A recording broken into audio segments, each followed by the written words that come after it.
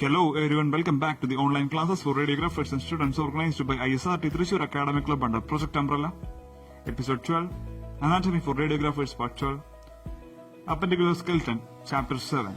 Today we are going to discuss about the skeleton of foot. It's the last episode we are discussing about the appendicular skeleton. In next episode onwards, we will discuss about the axial skeleton. First of all, foot. The foot is set at right angle to the leg. This permits the sole to have a proper grip on the ground. The skeleton of foot is composed from the proximal to the distal of the tarsal bones, metatarsal bones and phalanges bones. So it composed of three types of bones: tarsals, metatarsals and phalanges. About tarsal bones. These are short bones, 7 in number. They are talus, calcaneus or calcaneum, navicular, cuboid, medial cuneiform, lateral cuneiform, intermediate cuneiform. So 7 types of bones are there. Talus, calcaneus or calcaneum, navicular, cuboid, medial cuneiform, lateral cuneiform and intermediate cuneiform. These bones are arranged in 3 rows. The talus and calcaneus is a proximal row, the navicular in the middle row, and the 3 cuneiform and cuboid in the distal row. The talus forms the connection link between the bones of the leg and the foot. We will discuss this in the previous episode.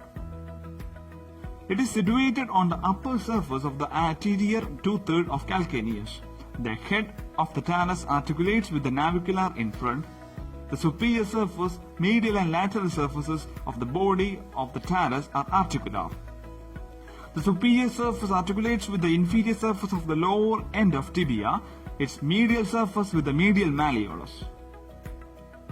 The posterior surface of the body is grooved by the tendon or flexor hallucis longus. Tibia, fibula, calcaneus and navicular forms 3 joints: angle joint, subtalar joint and pretalar joints. The calcaneus is the largest of the tarsal bones. It's situated below the talus. It extends behind the talus. Anteriorly, it articulates with the cuboid. Posterior surface is large and receives the attachment of the tensor calcaneus. The plantar surface or the inferior surface is always known as plantar surface. Remember that term, plantar is also equal to inferior. The inferior surface of the plantar surface is rough. Its medial tubercle strikes the ground on standing. Then about navicular bone.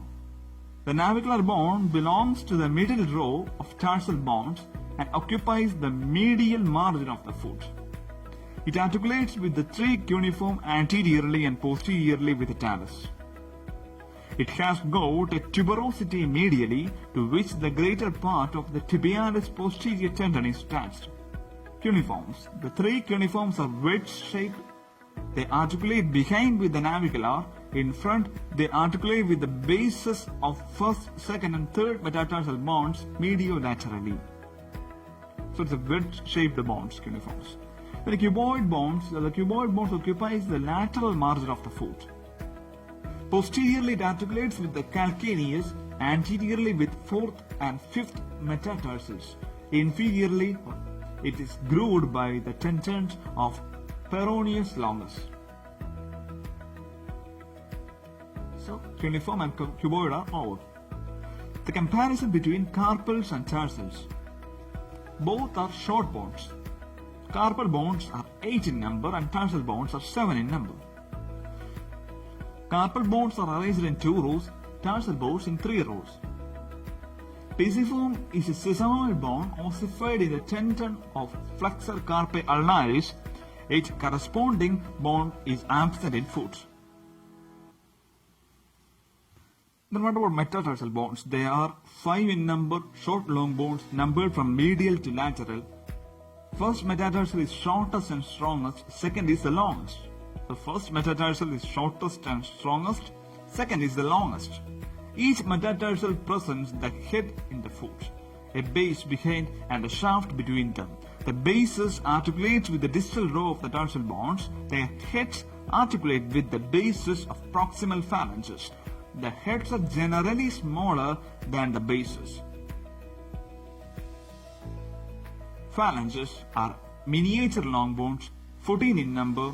They are 3 phalanges, each of the lateral 4 toes and 2 over the big toe. These bones give insertion to intrinsic and extrinsic muscles of the leg to foot. So they are 14 in number. Metatarsals are 5 in number. So arches of foot. The human foot has two functions to perform.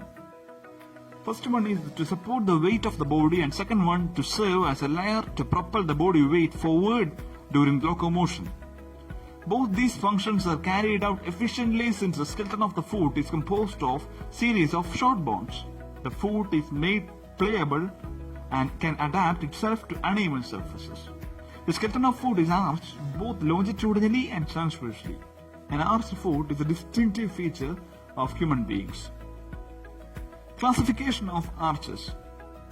Two types of classifications. We can classify the arches in two types, the longitudinal arches and transverse arches.